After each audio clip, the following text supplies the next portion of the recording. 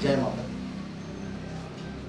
मैं दिलीप दास, माँ का पगला बेटा। मैं पब्लिक से अपने बारे में बताना चाहता हूँ कि इंसान क्यों दिन पे दिन भटकता जा रहा है। ईश्वर पे भरोसा कम, अपने आप पे भरोसा ज़्यादा। ईश्वर ने जब हमें मनुष्य बनाकर धरती पे भेजा तो कहा, बेटे तू मेहमान है, धरती का मालिक नहीं। फिर इंसान यहाँ आकर अपने आप को मालिक क्यों बनाता है? मालिक बनाने से विनाश तो निश्चित है। फिर इंसान कहता है कि मेरा विनाश क्यों होता है? विनाश होना नहीं होना ये तो इंसानों के हाथ में है। अगर परमपिता परमेश्वर जगत माता पे भरोसा हो और उन्हें अदब करता हूँ, उन्हें श्रद्धा करता हूँ, तो हमारे जीवन का हर कष्ट आराम से कट जाता है। फिर कुछ इंसान ऐसे हैं जो हम सबको भटकाते हैं, कहते हैं कि ये करो वो करो। ऐसा क्यों? जिंदगी 3 चीज़ों पे चलती है, तस्वीर, तदबीर और तकदीर। तस्वीर मीन्स ये होता है कि हमें करना क्या है वो क्लियर करते हैं। फिर तदबीर मीन्स ये होता है कि वो हम करते हैं, करने के बाद वो मिले न मिले वहाँ पे लागू तकदीर होता है। तो ज़िंदगी में तकदीर को पाने के लिए हमें तस्वीर और तदबीर जारी रखना होता है। तो तकदीर को वापस तकड़ाना पड़ता है। तो मेरा कहना यही है कि भक्तों, आप लोगों को घंटों या सारा दिन बैठ करके सत्संग सुनने की आवश्यकता नहीं है। आप अपने आप में स्वयं नर रूपी नारायण है। अगर किसी असहाय को सहारा देते हैं तो उसके नज़रों में आप भगवान से कम नहीं। तो आप तुच्छ मानव बन के क्यों रहना चाहते हैं? नारायण का रूप क्यों नहीं देते? किसी असहाय की सहारा बनो और दूसरे के दर्दों में हमेशा खड़ा रहो। फिर देखो, नारायण आपका साथ है और जगत माता आपके साथ है। मैं आप बीती बातें कुछ आप लोगों को बता रहा हूँ। आज से 20-22 साल पहले हमें ऐसी बीमारी जकड़ ली। कलकत्ते का हर डॉक्टर ने मुझे देखा। देखने के बाद वो डिसाइड ये किया कि ये लड़का 6 से 8 दिन के अंदर दुनिया छोड़ देगा। हमारे फादर को डॉक्टरों ने बोला कि इन्हें ऑपरेशन करने में 1.5 से 2 लाख रुपया खर्च आएगा, लेकिन गारंटी हम नहीं लेंगे।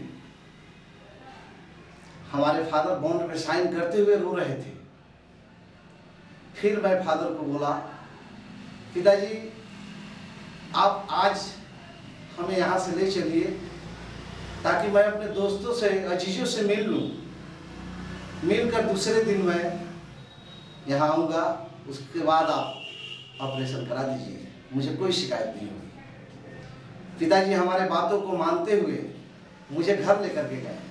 जब रिक्शे पे, हमारे कलकत्ते में हाथ रिक्शा चलता है साहब, हाथ रिक्शे पे जब पिताजी हमें लेकर बैठे थे, हमारे बगल से जब ट्रकें गुजरती थी तो मेरी इच्छा होती थी कि मैं कूद करके ट्रक के नीचे चला जाऊं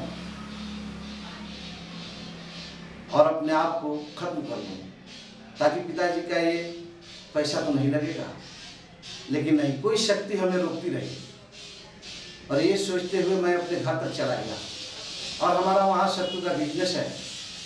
अकोला से एक चना का गाड़ी हमारे गोडाउन के सामने लगा हुआ था, जिसमें 460 बस्ता 50 केजी का वजन था, उसमें वो लगा हुआ था। और मोटिया मजदूर को बुलाया गया था खाली करने के लिए। मैंने डॉक्टरों को बातों को याद किया। डॉक्टरों ने ये बात कहा था कि इन्हें लेकर जा रहे हैं, ले जाइए, हमें कोई शिकायत नहीं है, 2 दिन बाद लेकर के आइए और ऑपरेशन कराइए।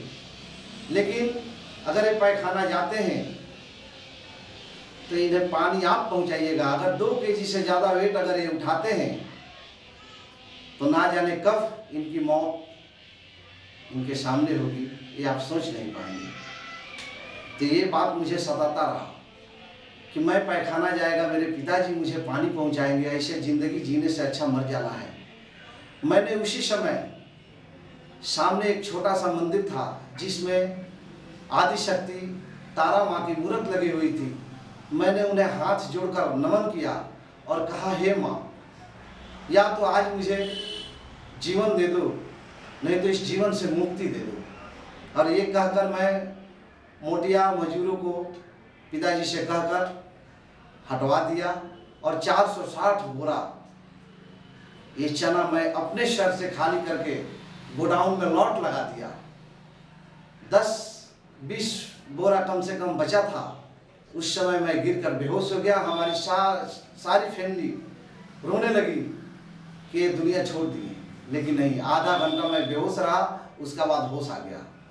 होश आने के बाद मैं अपने आप को फिट समझा। मैं सबको बोला, नहीं मुझे कुछ हुआ नहीं है।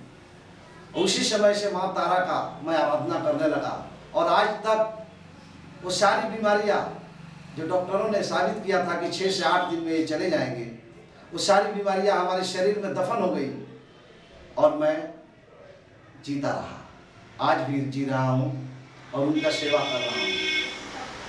तो माँ एक दिन ऐसे ही सपन में कह दी कि बेटे, तेरे अंदर की सारी पार से अगर गल भी गया तो भी तू यूं ही चलता रहेगा, इसलिए कि मैं तेरे साथ हूँ। तो जब जगत जननी जगत माता आपका साथ हो तो किसी डॉक्टर की आवश्यकता नहीं है। तो हम भक्तों आप लोगों को प्रकाशित करना चाहता हूँ कि कभी भी आपको 1 घंटा या 10 घंटा बैठ करके सत्संग सुनने की आवश्यकता नहीं है। सारे ज्ञानों का निचोड़ एक ही है, जो स्वयं हमारे आदिशक्ति ने मुझे बताया सपन में आकर, कि सारे ज्ञानों का एक ही निचोड़ है कि अपने आप में ये स्थापित कर लो कि हमारे माध्यम से संसार की किसी व्यक्ति को आंखों में आंसू न आए। अगर आपके माध्यम से अगर किसी की आंखों में आंसू नहीं आती है तो सब ज्ञानी है आपको किसी ज्ञान की आवश्यकता नहीं है। ये संसार आज शिक्षा के पीछे पागल हो गया है, भागता जा रहा है, कह रहा है कि शिक्षा बहुत आवश्यकता है। लेकिन उनसे पूछो कि शिक्षा मीन्स होता क्या है, तो उन्हें शायद पता नहीं। वो शिक्षा मीन्स ये समझते हैं कि कॉलेज की डिग्रियां दिला दूं अपने बेटे को तो वो ज्ञानी हो गया। लेकिन साहब आप बताइए, भक्त आप सब बताएं कि क्या कॉलेज में डिग्रियों के साथ हमें ये मिलता है क्या जिसे शिष्टाचार कहते हैं?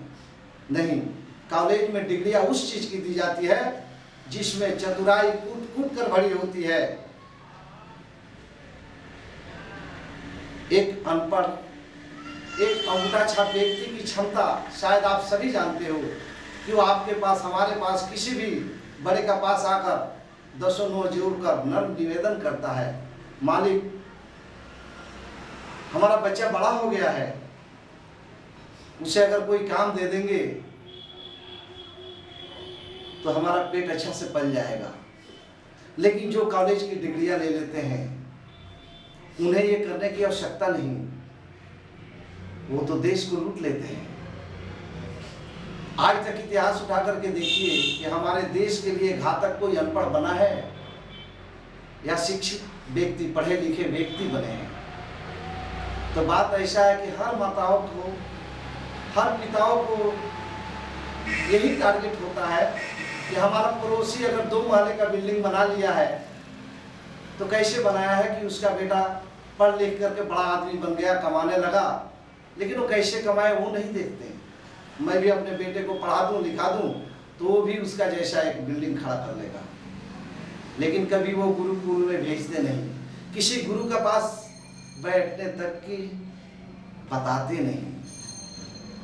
अगर कोई गुरु आकर के उन्हें ज्ञान देना चाहे तो कहते हैं मैं तो स्वयं ज्ञानी हूँ, एक इधर का पगला आ गया है जो मुझे बता रहा है ज्ञान क्या होता है। मैं तो सब जानता हूँ, मैं इतना पढ़ाई किया हूँ, क्या मैं अज्ञान हूँ? लेकिन वही व्यक्ति गांव में जाकर अनपढ़ अज्ञानी माँ बाप के बच्चों को लेकर किसी शहर में किसी कंपनी में सैकड़ों बच्चों को काम पे लगाता है, और वो तो अनाड़ी होते हैं, पढ़े लिखे होते नहीं हैं, और ये शिक्षित व्यक्ति होते हैं, बहुत पढ़े लिखे होते हैं, उनका पगार डकार जाते हैं। जब एक मंथ पूरा होता है तो लेबर लोग बोलते हैं कि सेठ हमारा पैसा है।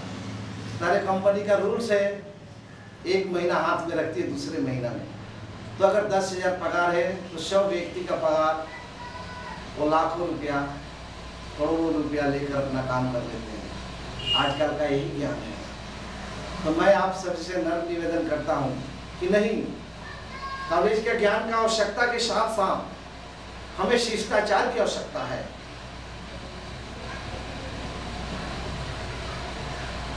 अपने से बड़ों को इज्जत करना हमारा परम धर्म होना चाहिए।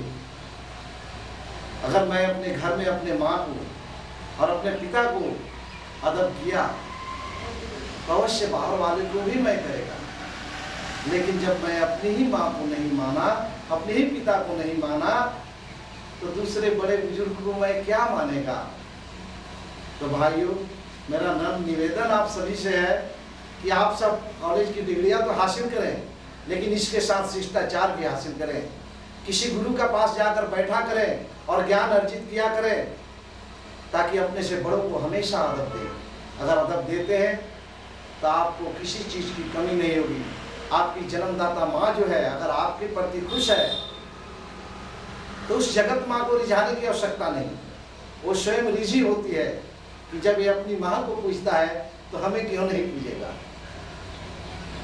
और जो अपनी माँ को नहीं पूजे तो जगत जननी को कैसे पूजेगा।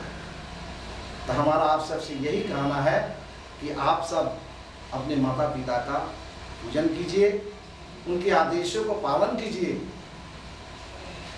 फिर देखिए आपका डंका ऐसा बजेगा, आपको किसी के पास जाकर के घंटों ज्ञान के लिए बैठने की आवश्यकता नहीं पड़ेगी। 10 घंटा बैठकर सत्संग सुनने की आवश्यकता नहीं होगी। बस इतना शपथ ले लीजिए कि आज के बाद हमारे कारण किसी भी व्यक्ति की आंखों में आंसू नहीं आएगा। तो जब किसी से आप धोखाधड़ी करेंगे नहीं, तो किसी के आंख नम नहीं होगा, तो उसके दिल से बद्दुआ नहीं निकलेगा। जब बद्दुआ नहीं निकलेगा तो आपकी राहों में जो कटाई होगी उसे जगत माता खुद फूलों में परिवर्तित कर देगी। यही हमारा आप सभी से आग्रह है। जय माता।